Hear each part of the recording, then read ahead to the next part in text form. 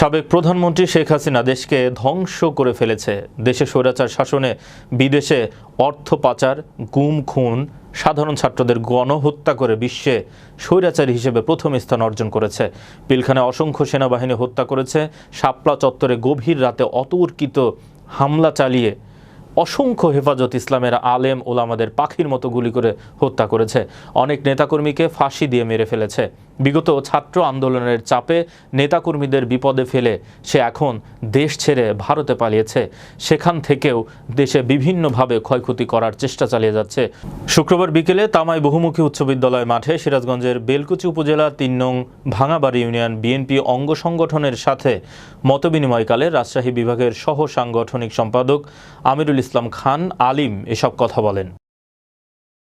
কত কোটি টাকা উন্নয়ন হয়েছে 15 বছরে।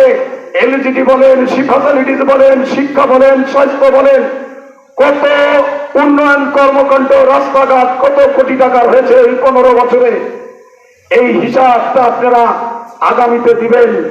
আমি আপনাদের সামনে দাঁড়িয়ে ওয়াদা করে যাচ্ছি, আপনারা যদি আমাকে সেবা করার সুযোগ দেন এবং বিএনপি যদি আগামী দিন ক্ষমতায় আছে, এই 15 বছরে যা করেছে তার ডবল ইনশাল্লাহ আমরা এই গ্রামে 5 বছরে করব।